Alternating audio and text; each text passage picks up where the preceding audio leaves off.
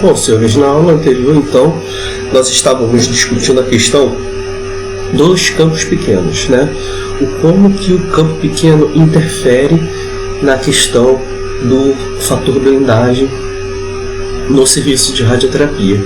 Bom, a grosso modo, nós temos que um tratamento de MRT é uma composição de campos e subcampos, né? E esses subcampos que são usados no tratamento geralmente têm campos pequenos, e campos pequenos aumentam a unidade de monitor. O tamanho de campo reduz o rendimento do acelerador linear, e como ele compensa essa falta de rendimento, aumentando a MU. Então é por isso que o projeto da instalação deve contemplar a porcentagem de tratamentos que serão feitos com a técnica 3D conformacional e a porcentagem de tratamentos que serão feitos com a técnica IMRT. Existem tratamentos, apesar do IMRT ser uma técnica mais avançada do que o 3D conformacional, existem alguns tratamentos em que o 3D conformacional não deixa nada a dever ao IMRT. Um desses tratamentos é a mama. Um bom 3D de mama pode não deixar nada a dever em relação ao IMRT. Tá?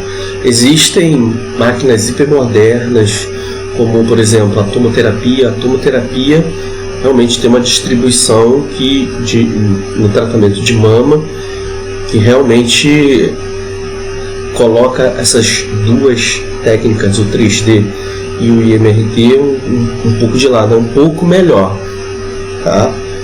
Mas desde que você consiga, né, analisar o tratamento através da curva de DVH nas tolerâncias dos órgãos radiosensíveis e essa tolerância passe, ok.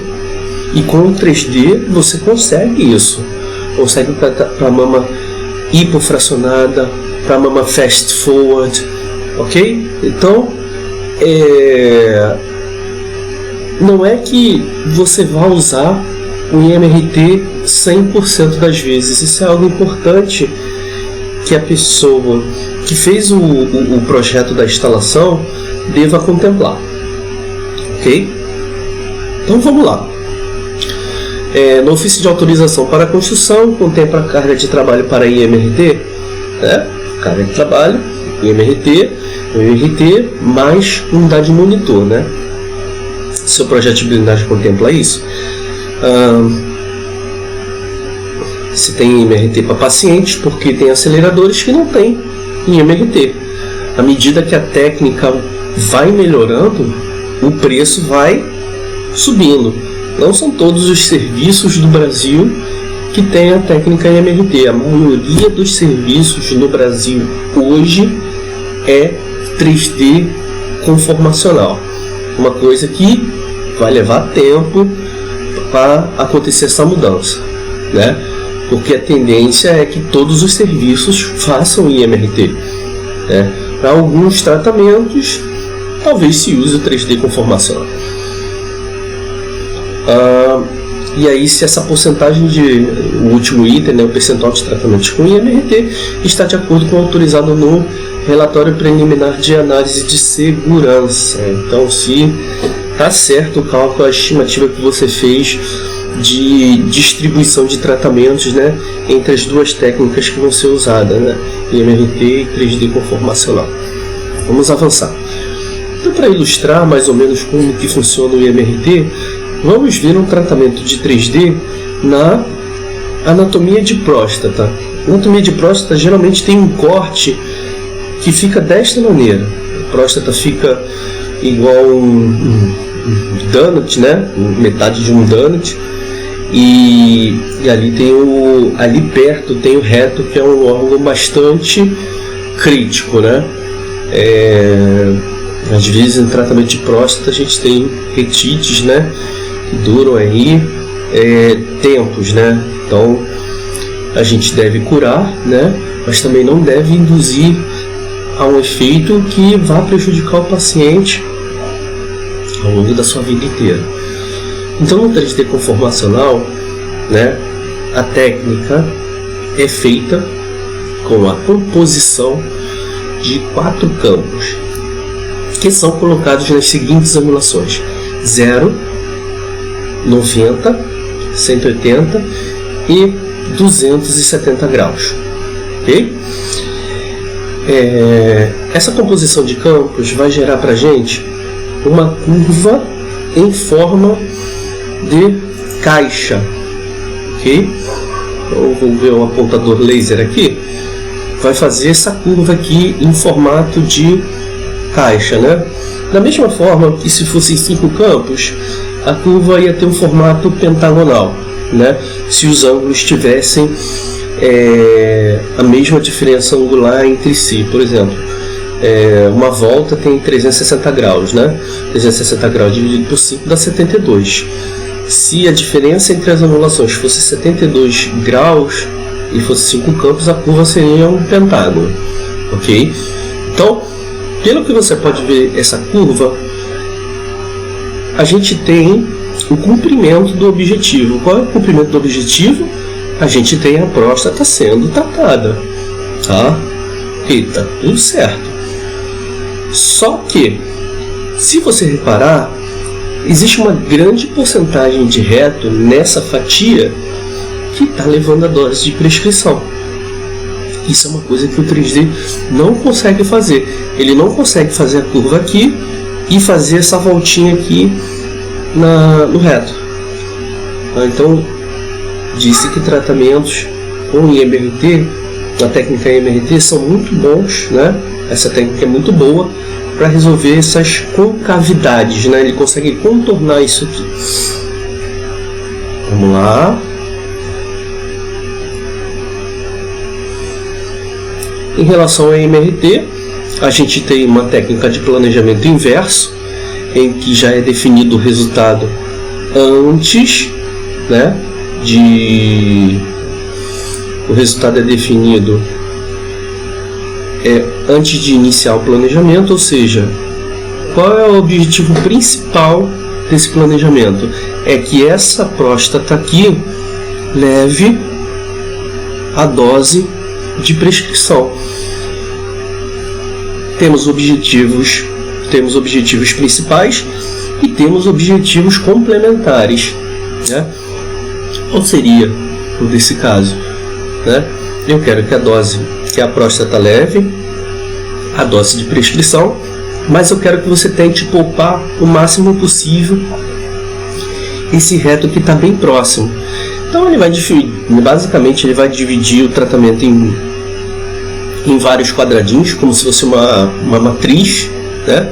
E vai otimizar cada quadradinho desses individualmente. A gente tem a técnica MRT, ou a gente precisa do bloco, tem a técnica Jaws Only e tem a técnica que é mais usual, né, que é mais usada, que é com o Multilift, né? O Multilift faz modulações, né, movimentos de lâminas que fecham e abrem de acordo com a otimização que você fez, né? Você deve levar em conta, no caso do IMRT, que uma coisa é o que você quer, outra coisa é o que o sistema pode fazer. Porque não adianta nada você querer dar 74 grays nessa próstata e aqui você querer uma dose de 2 grays. Isso não vai dar certo nunca. Por quê? 2 grays é muito pouca coisa. A distância entre os órgãos é muito pequena. Então talvez para você conseguir esse objetivo que você está colocando, você abre um buraco no PTV, né? E o objetivo principal é a cobertura, ok? A grosso modo é isso. O IMRT tem uma aula à parte, só para ele é uma técnica que realmente necessita de um módulo à parte. Muito bem. Uma das técnicas que é usada pelo IMRT é o tratamento Step and Shoot, né? Ele vai na angulação que você determinou no sistema de planejamento, modula as lâminas, né, com esse desenho que foi feito aqui, é mostrado no sistema de planejamento, entrega a dose, liga o feixe. Depois que ele entregou a MU que está aqui embaixo, né, ele parte para a próxima modulação, modula, liga o feixe, modula, liga o feixe, modula, liga o feixe, e assim sucessivamente. Depois que acabaram todas as modulações dessa angulação, ele passa para a próxima e faz o mesmo, a mesma modalidade, e aí ele vai fazendo todas as angulações. Então, geralmente o tratamento de MRT com essa técnica Step and Shoot é mais demorado, principalmente tratamentos complexos, tais como o tratamento de cabeça e pescoço, ok?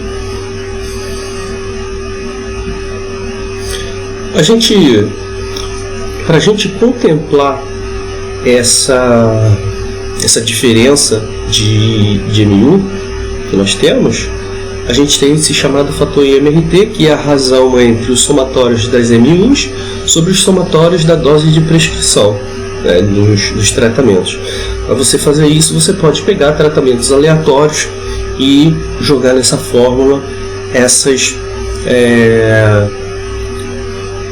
esses dois fatores aqui. Geralmente na ficha do paciente tem, ok? Bom, com isso você vai obter o MU e MRT. E aí depois você obtém MU-CONV, que é a representação do mesmo tratamento feito nas seguintes condições: SSD 100, campo 1010, profundidade 10 cm. Se você fizer a razão entre MU e MRT e MU-CONV, você vai obter o fator IMRT. Esse fator pode variar entre 2 e 10. A NCRP 5 recomenda a utilização do fator 5, só que esse fator 5, essa publicação da NCRP é de 2005, a gente está em 2021. De 2005 para 2021 a radioterapia evoluiu muito, principalmente ali entre 2009 e 2012, quando a técnica VMAT, Volumetric Modulated Arc Therapy, explodiu.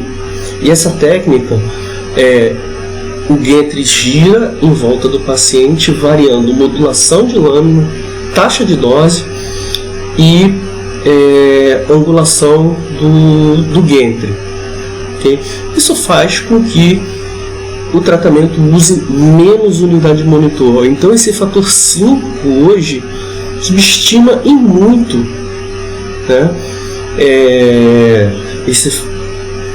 Essa recomendação superestima muito essa recomendação, né?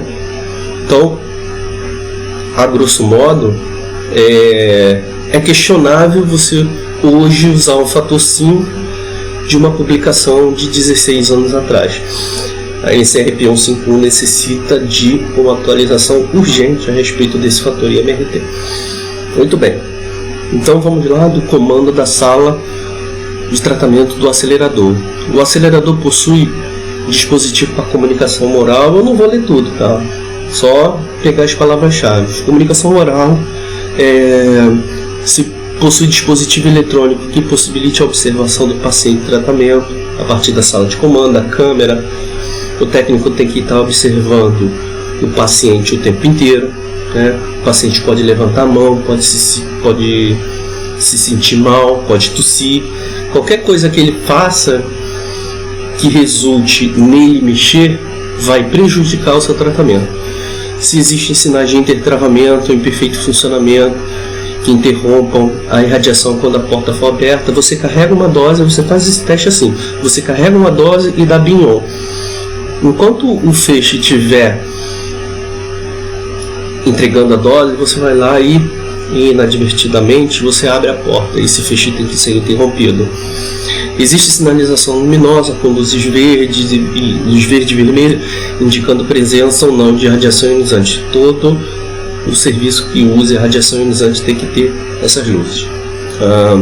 Se existe dispositivo que abra a porta internamente, porque às vezes a porta é muito espessa, você abrir ela com a mão realmente é algo complicado, né? Existe dispositivo de iluminação interna, quer dizer, luz de emergência. Existem botões de emergência do tipo socos localizados no painel de controle, internamente a sala.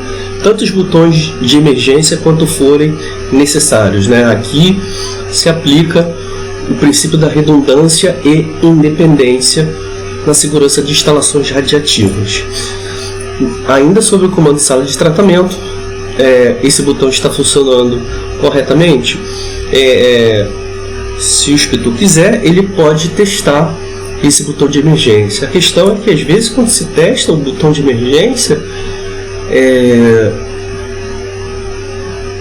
você dá um shutdown em todo o sistema e geralmente ele não volta da mesma forma. Então é perigoso usar o botão de emergência, mas é necessário usar, ok? O controle de acesso ao comando e a porta de sala de tratamento são adequados, né? Se tem sinalização, se o técnico tem esse controle de quem entra, de quem sai, né? Se existe o trifólio, símbolo de presença de radiação ionizante. Se existe um procedimento de emergência em local adequado. Aqui a gente tem o controle diário do acelerador, testes mecânicos, né? A avaliação do fator de calibração é feita pelo dispositivo PTW Quick Check. Que imagina você ter que montar um dispositivo de dosimetria que leve de meia a 1 hora todos os dias antes do tratamento do primeiro paciente. Isso é inviável. Pensando nisso, a PTW desenvolveu um sistema que você só coloca lá na hora, e na hora do chamado Morning Checkout, que é aquela verificação matinal da máquina para ver se o sistema está íntegro, você já pode realizar essa dosimetria diária. Você avalia se está dentro, se está fora. Geralmente não, maioria, eu posso falar estatisticamente que 98% das vezes essa estatística está dentro. Se o interlock está funcional, se a interrupção por EMU é funcional, se os lasers têm uma tolerância de 2 mm, se o tamanho de campo tem essa tolerância de 2 mm, o centro do campo luminoso, se está dentro da tolerância, e a constância de dose de referência. Simetria, planura para feixe de fótons. Se você tiver elétrons, tem que ter teste para elétrons também. Nem todos os aceleradores vêm com elétrons para tratar. Eu uso dizer que elétrons está caindo em desuso ao longo dos anos. Ok? Bom, se existe coincidência de campo, constância de dose de referência e constância de percentual de dose profunda e razão tecido phantom, né? Da razão tecido fantoma, né? Ele chama esse TPR, Tissue Phantom Ratio. Se as travas de segurança estão funcionais, se usa o centro de rotação do colimador, então você faz diferentes rotações no colimador, né? E aí você faz um ponto, né, em cada angulação, e aí depois você faz um círculo de 2 mm de diâmetro e vê se todos esses pontos estão dentro desse círculo. Esse é o teste a ser feito anualmente no acelerador linear. A coincidência de isocentro mecânico de radiação, então geralmente para esse tipo de procedimento é preciso uma processadora, mas se você tiver um CR, é o melhor dos mundos, porque esse teste pode ser feito rapidinho. Reprodutibilidade com a dose de referência, se é 1%. Deslocamento vertical, horizontal e lateral da mesa, né? Bom, temos mais e mais testes de controle de qualidade. Os testes se repetem, né? Aqui a gente tem as frequências em que esses testes podem ser feitos, né? Você vai marcando sim ou não de acordo com o que a sua instalação tem. Por exemplo, aqui, ó, na posição do compensador de MRT, eu marquei não se aplica. Na nossa instalação a gente não tem em MRT, então não se aplica. Mesmo mesmo para instalações que tenham IMRT, hoje em dia é muito difícil usar esse compensador de IMRT. Basicamente, isso é um bloco irregular que é colocado na bandeja. Nesse bloco escreve-se o nome do paciente e a angulação. Tá? Você mexe o acelerador linear, mexe o gantry do acelerador linear para a angulação que foi determinada, e aí você coloca esse bloco com essa bandeja com esse bloco irregular.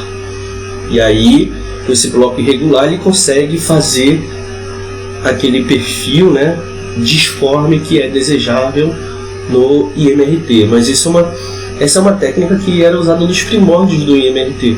Hoje a maioria dos procedimentos é feito com o multileaf, muito mais rápido, né, e muito menos dose de fuga, né, conforme é feito com esses blocos. Simetria, planura, se o filtro dinâmico tem uma diferença de 2%, uma diferença de 2% em relação ao sistema de planejamento. O que é feito no sistema de planejamento tem que ser execuível no comando do acelerador linear. Isocentro do colimador, do gantry da mesa. As penumbras também têm que ser avaliadas. Esses testes, no caso, SRS, é a sigla para radiocirurgia, né? Radiocirurgia estereotáxica, ou seja, Stereotactic Radiosurgery, ok? Aí leva essa sigla SRS, ok? Bom, senhores, então é isso que eu tinha para falar para vocês a respeito das instalações radiativas. Eu passei para vocês hoje um processo global de inspeção. Se você fosse o supervisor da sua instalação, o que você teria que ter. A gente viu que são muitas informações, muitas cobranças, muitos relatórios, e além da gente ter que fazer todos esses controles de qualidade, a gente tem que ter isso muito bem documentado e à vista, organizado, em um lugar em que você saiba controlar aonde está seus testes diários, aonde está seus testes mensais, aonde está seus testes trimestrais, aonde está seus testes anuais. Se você tem OBI e KV, você tem controle de qualidade do OBI. Se você tem radiocirurgia, você faz um controle de qualidade específico para a radiocirurgia. Você tem IMRT, você faz controle de qualidade para IMRT. Tivemos também a questão dos fatores humanos para os médicos, prova de título, então tem que ter o CB da CENEM, a CENEM controla isso. Para o físico, para o supervisor de sessão radiológica, ele tem que ter o título da prova de supervisor, e se ele for especialista, ele tem que submeter a CENEM o chamado pedido de RA. Okay? Com relação aos IOEs, aos técnicos de radioterapia, eles têm que ter o registro no conselho, e o seu registro tem que estar em dia. É isso. Temos os exames também, atestado de saúde ocupacional, certificados de calibração da câmara de ionização. Então temos múltiplas coisas que são usadas no serviço de radioterapia. Era isso que eu tinha para falar para vocês. Espero que vocês tenham gostado. Eu acredito que vocês vão olhar o serviço de radioterapia a partir de agora de uma outra maneira. E se vocês puderem ajudar o supervisor de vocês na organização, porque o supervisor sabe o que tem que fazer, mas nem sempre ele é organizado. Então, o serviço de radioterapia é responsabilidade de todos. Obrigado.